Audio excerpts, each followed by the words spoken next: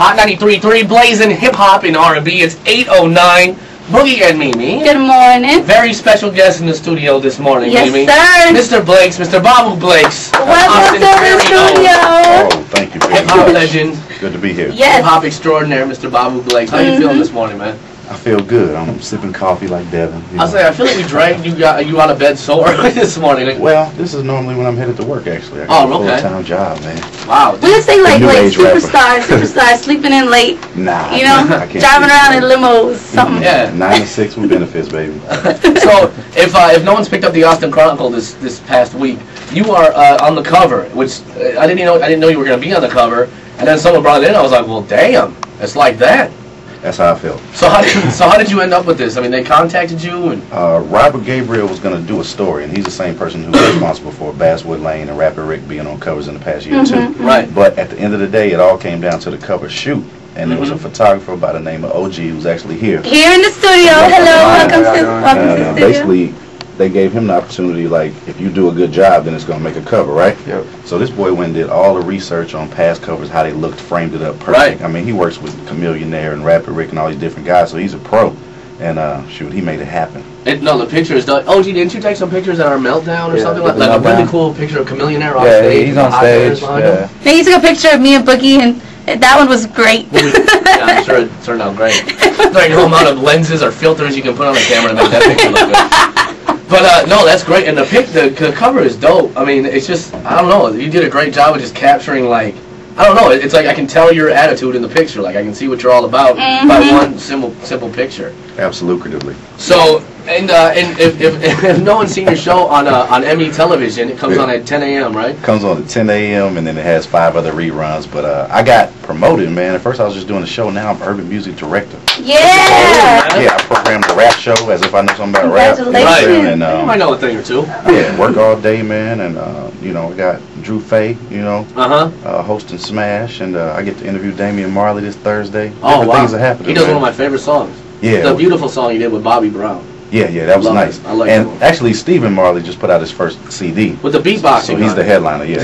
That beat is insane with the beatboxing. He's produced all of them for so long, but now he's actually putting out a solo album for the first time. So I'm excited about that interview, man. So on Emmy TV, did you ever use that footage that you and I took at the Urban Music Fest? Yes, when I was drunk as hell? Because I did. I was like, yeah. I had on the same clothes as the coach. Yeah. I was like, yeah, I'm here to see Mint Condition. And you were like, well, what's your favorite Mint Condition song? I didn't know. So you play the role. That's right. I was like, well, I know a Babu song, so yeah, I'll do that and try to redeem myself so I don't look like a drunken idiot on Emmy Television. Hey, it was nice, man. I'm going to bring you a DVD of it. All right. Unless you don't want to I'll see finally get on Emmy. You know, I have applied to be on that show, on that station, numerous times. Yeah?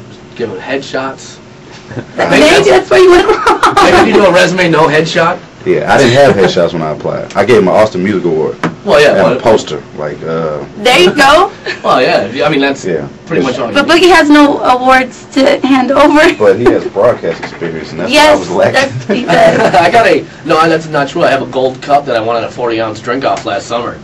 That will get me on. That's so the same thing. Yeah, try that. So as urban music director of Emmy Television, so now you're just going to get all these local Austin artists that are going to send you stuff, and you have to sift through it, right? And say, this sucks, this is good. Locals get a lot of extra love. Right. So they can kind of suck, and they'll still get played. That's good. Yeah, but we balance it out with, you know, stuff from the top of the charts. You know, right. The Akon, Music Soul Child, and T-Pain and all that kind of stuff. You're going to feel a lot of pressure then from local artists? Like, if you don't play something, are they going to be like, oh, Babu doesn't represent Austin hip-hop? I'm so used to showing love to artists in Austin, it's not even funny. It's built in. So I don't think it's a concern at all. So that's what I do. We have a lot of local artists that listen to the show, a lot of local rappers. What would you say to them if they want to get a video on Emmy TV? I would say shoot it, keep it in your budget to where it's not going to keep you from actually pressing up your CDs, you know what I mean? And make sure it represents your product, whether it's you as a group or whether it represents the CD that it comes from. Just make sure they go together. All right. If your CD is great, don't make your video cheap, because then people are going to get the wrong idea. You know what I'm saying? No, I feel you. You know Brother K. He's also on there. He does a video show on Public Access, and I've seen some videos on there. I'm like, man, I could have shot this with a Super 8, no sound, you know? Yeah.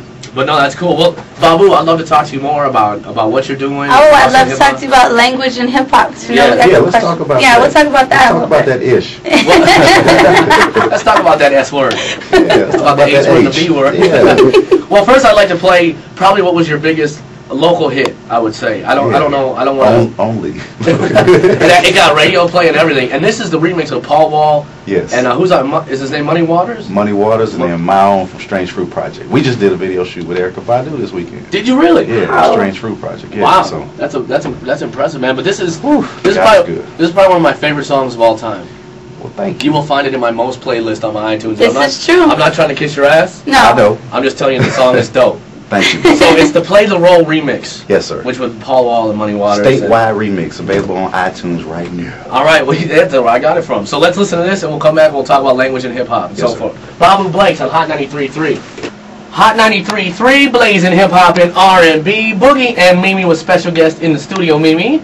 Babu Blake. We just heard this song right there, one of my favorites, Play the Role, the remix. Yes, sir. And so let's talk about hip-hop right now. Let's talk about language and hip-hop. Now, Chameleonaire just made a huge statement about that he's going to stop using the H word, the B word, and the N word. But he said the B and the H word he never used before, and like just no one noticed it though. He might have used it before. I was gonna say I have his old mixtapes, and I swear that I've heard it on there. I can't imagine that. Get your mind correct before? Yes. He said the same thing as Don Imus. I know, but they've always been clean, relatively clean. Right, and then it kind of shocked me that he said. So how do you feel about it? I mean, do you feel like people are censoring themselves unnecessarily? I mean, how do you feel about the language of hip-hop? I think it's an individual choice, man. Right. I have said, I think, one F on accident since in the last 5-6 years. But wow. That's me. But that's me. My mom and grandmom, they're part of my audience. You know what I'm saying? Right. Some people, you know, it's whatever you want to do. Like if you listen to the Wood Grain Collection, CD me and Rick just dropped. Right. I don't say one cuss word, I don't think. I might say ASS one time or something. But other than that, ooh, a lot of the guests, boy, they just dropping. Some people are offended by that, but if it's street music, people are gonna talk like that in the street. So I think it's just it's a choice for the artist. It's a choice for the consumer. Some people want clean product, they can go to Walmart. Otherwise, they can find a clean artist. You know. Yeah. Yeah, because you don't have to be, you know, Will Smith. You don't have to be that rich to not cuss. Right. So there's a lot of variations in the hip hop genre. You know. That's what I'm saying. Like when I hear cussing on a hip hop track, it doesn't even faze me. Mm-hmm. Like if I hear the N word, I do my self censoring. Like I don't want to be throwing that word out. Like, oh, I'm listening to hip hop. You do a little edit. Yeah, I do a little self edit. But a cuss word has never even really affected me. Obviously, I don't want to hear them on the radio. Yeah. Because you know there is little kids listening, and I don't want little kids exposed to that stuff. Because you know it's not an artist's job to expose your children to cussing. I really think it's important to point out that everything that they're kind of cracking down on rap about after the Don Imus thing, I think Hollywood is more the basis for that. It's a lot bigger. Movies make a lot more money than CDs. Right. And if anything, you know, the hip-hop music, the rap music is just imitating Hollywood, what's already proven to sell well. You know what I'm saying? No, you're right. Yeah, those type of topics, and, you know, cats always chose to be like white gangsters, even though they're black dudes from the hood. Right. Like I'm Capone and all that kind of stuff. Like Goodfellas. Nobody wants to be Malcolm X and all of that. It don't sell. So they want to be like Pacino, De Niro, you know, stuff like that, and it makes sense. So to blame rap is kind of micro. You know, if you zoom out bigger than that, entertainment in Hollywood and all that's been around a lot more than rap, and I think rap is capitalizing on a lot of money that Hollywood has always made and continues to make. Man, yeah, like me and Boogie having discussions about it, you know, and like the attack that hip hop's under, but yeah, take it back a little bit and focus on everything. There's all kinds of movies. There's a movie that came out with a chick that had a half gun on her leg. That can't be good for the commercial to be shown. Yeah. Luckily, only 3 people only saw that movie. So, you know, how did Denzel win his Oscar? How did Halle Berry win hers? Right. Mm-hmm. What did they do in those movies? You know, that's funny too, because I'll watch like The Sopranos. I'm addicted to The Sopranos. That's great. And when we get done, I'm like, man, should I go into a life of organized crime? I'm like, is that the future for Boogie? Shaking people down? I feel bad for Tony though, because he always wants to be regular. Yeah. But he's not. He's a gangster. Yeah. Through and through. Did you watch Sopranos last night? Nah, I was asleep. Oh man, you missed a good episode. You knew you had to get up for the morning show. You had to go to sleep, huh? Well, I get up for work every day. I got to be there at 9. I live way east by the Waffle House. Oh, so man, that is way east. Yeah, I wake up like 7:10. Damn. Okay. Yeah. Well, I get up at 4:10. Challenge. Let's battle alarm clocks. I will never.